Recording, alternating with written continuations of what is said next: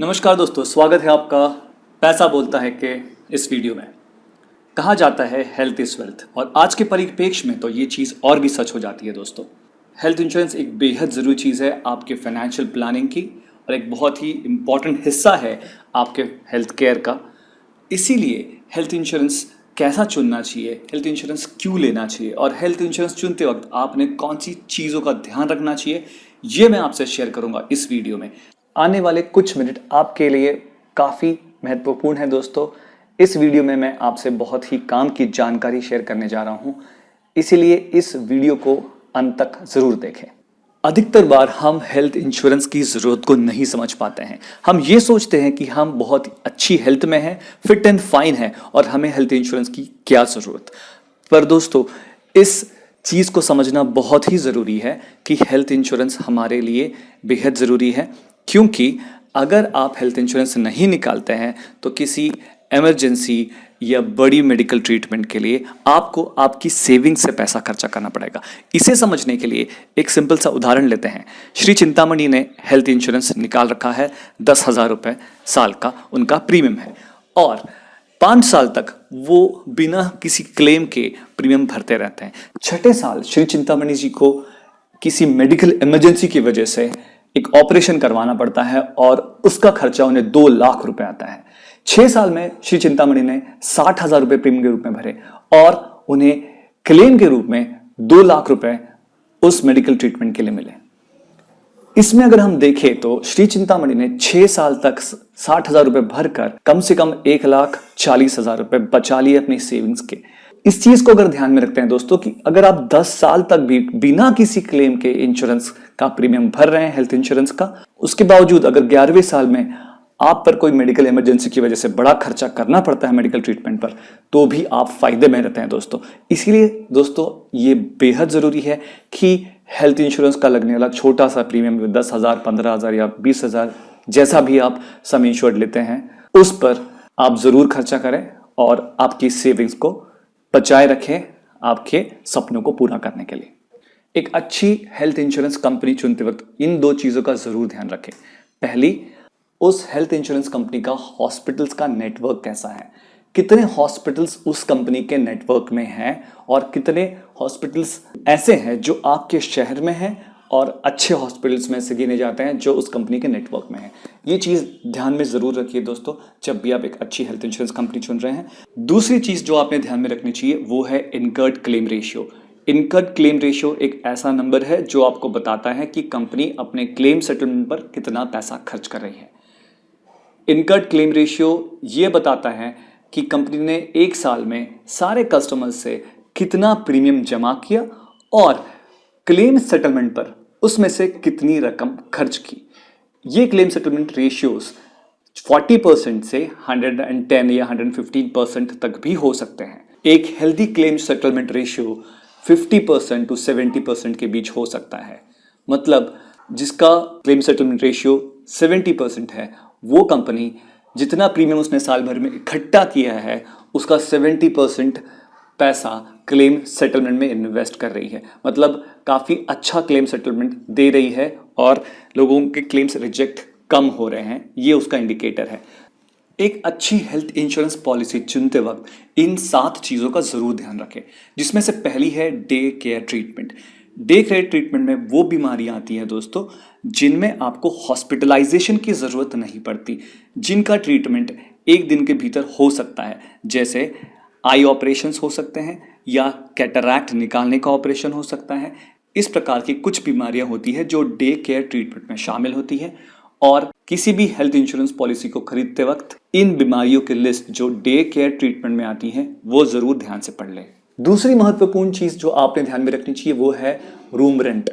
हर health insurance company room rent ज़रूर देती है, पर कुछ कंपनियां इस रूम रेंट को लिमिटेड अमाउंट तक ही आपको रिफंड करती हैं या पे करती हैं। जैसे कि कुछ कंपनियां कहती है कि आपको रूम रेंट के तौर पे या आईसीयू चार्जेस के तौर पे सिर्फ एक स्पेसिफिक रकम ही दी जाएगी। कुछ कंपनीज उसे आपकी सम इंश्योर्ड का परसेंटेज में डिफाइन करती है। जैसे अगर आपका 5 लाख का हेल्थ इंश्योरेंस प्लान है तो आपको मैक्सिमम 5,000 रुपीज़ पर डे का रूम रेंट मिलेगा। इस चीज़ पे ज़रूर ध्यान रखें। जो भी पॉलिसी आप खरीद रहे हैं उसमें रूम रेंट कितना कवर कर रही है वो कंपनी, इस पे ज़रूर ध्यान रखिए। तीसरी चीज़ जिस पर आपको ध्यान देना है वो है pre and post hospitalization coverage. सारी ही health insurance companies pre hospitalization coverage और पोस्ट हॉस्पिटलाइजेशन कवरेज देती है, पर इनके नंबर ऑफ डेज में फर्क होता है। कुछ कंपनीज प्री हॉस्पिटलाइजेशन मतलब हॉस्पिटल में आप एडमिट होने से 30 दिन पहले तक का कुछ खर्चा उठाती है, और आपके हॉस्पिटल से डिस्चार्ज हो जाने के बाद भी कुछ दिनों तक 30 दिन या 60 दिनों तक का पोस्ट हॉस्पिटलाइजेशन खर्चा उठाती है। अलग अलग कंपनीज में ये खर्चा उठाने की डेज की लिमिट और अमाउंट की लिमिट अलग अलग होती है, इस पे भी आप जरूर ध्यान रखें। चौथी चीज जो आपने ध्यान में रखनी है वो है सब लिमिट्स। सब लिमिट्स पर अधिकतर बार हमारा ध्यान नहीं जाता, पर ये वो चीज है जो ये बताती है कि कौन सी बीमारियों पर कितने रुपए तक का खर्चा आपको हेल्थ इंश्योरेंस कंपनी प्रोवाइड करेगी। कुछ बीमारियों के खर्चों पर हेल्थ इंश्योरेंस कंपनीज ने एक अपर कैप लगा रखा है। उदाहरण के लिए श्री चिंतामणि जी की 5 लाख की हेल्थ इंश्योरेंस पॉलिसी है और उनकी हार्ट रिलेटेड डिजीजेस पर सब लिमिट है 3 लाख रुपए।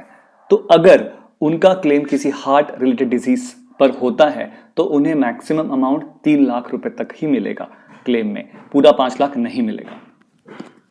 पांचवी महत्वपूर्ण चीज जो आपने ध्यान में रखनी चाहिए वो है वेटिंग पीरियड।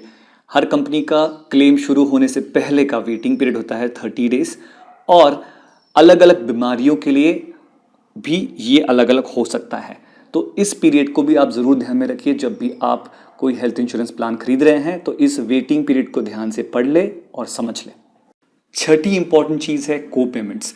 कुछ हेल्थ इंश्योरेंस प्लान्स में को पेमेंट्स की कंडीशन होती है, मतलब कि किसी बीमारी पे या किसी ऑपरेशन पे या किसी मेडिकल ट्रीटमेंट पे होने वाले खर्चे में से कुछ खर्चा आपको खुद उठाना होता है और बाकी का खर्चा हेल्थ इंश्योरेंस कंपनी कवर करती है।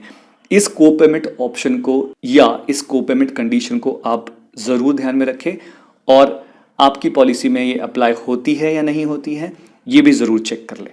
सातवीं चीज़ जो आपको ध्यान में रखनी है वो है नो क्लेम बोनस और रिस्टोरेशन बेनिफिट्स। ये बेहद महत्वपूर्ण चीज़ें हैं एक हेल्थ इंश्योरेंस प्लान की, और इन्हें भी आप ध्यान से समझ ले कोई भी हेल्थ इंश्योरेंस प्लान खरीदने से पहले। नो क्लेम बोनस वो होता है जब भी आप किसी एक साल में कोई भी क्लेम नहीं करते हेल्थ इंश्योरेंस का, उस साल को हम नो क्लेम ईयर कहते हैं और उसका आपको बोनस मिलता है। अधिकतर कंपनियां नो क्लेम बोनस के अंतर्गत आपको उतने ही प्रीमियम पे अगले साल ज्यादा सम इंश्योर्ड या ज्यादा कवर देती है। रिस्टोरेशन बेनिफिट एक बहुत ही महत्वपूर्ण भाग है हेल्थ इंश्योरेंस प्लान्स का, जिसे हम अधिकतर बार नजरअंदाज कर देते हैं। इसे समझने के लिए एक उदाहरण लेते हैं। श्री चिंतामणि ने 5 लाख रुपए का एक हेल्थ इंश्योरेंस प्लान लिया, जिसमें उन्हें इस साल किसी बीमारी की वजह से सारा क्लेम करना पड़ा। उनका सारा कवर अमाउंट इस क्लेम में खत्म हो गया। उनका क्लेम था 5 लाख रुपए का और उनकी हेल्थ इंश्योरेंस पॉलिसी का अमाउंट भी 5 लाख रुपए था। इसके बाद अगर उनकी पॉलिसी पे रिस्टोरेशन बेनिफिट है तो उन्हें दोबारा 5 लाख रुपए का कवर इस साल के लिए कंपनी बिना किसी प्रीमियम के दे देगी। इसे कहते हैं रिस्टोरेशन बेनिफिट, और ये एक बेहद ही इंपॉर्टेंट पार्ट है आपके हेल्थ इंश्योरेंस का। तो इसीलिए हेल्थ इंश्योरेंस खरीदते वक्त जरूर चेक करें कि आपके प्लान में रिस्टोरेशन बेनिफिट्स किस प्रकार का है। हेल्थ इंश्योरेंस प्लान्स में कुछ ऑप्शनल चीजें भी होती हैं जो आप आपके प्लान के साथ जोड़ सकते हैं। इनमें जो नॉर्मली आने वाली चीजें जैसे कि ओपीडी एक्सपेंसेस, वेलनेस सर्विसेज के एक्सपेंसेस, प्रिवेंटिव हेल्थ चेकअप्स के एक्सपेंसेस, फिजियोथेरेपी अलाउंस, डोमिसिलियरी अलाउंस, इस प्रकार के अलाउंसेस या वेरिएबल्स आप अपनी हेल्थ इंश्योरेंस पॉलिसी के साथ जोड़ सकते हैं। इनको भी ध्यान में रखें और अपनी ज़रूरत के हिसाब से इनको आप आपकी हेल्थ इंश्योरेंस प्लान में ज़रूर इंक्लूड करें।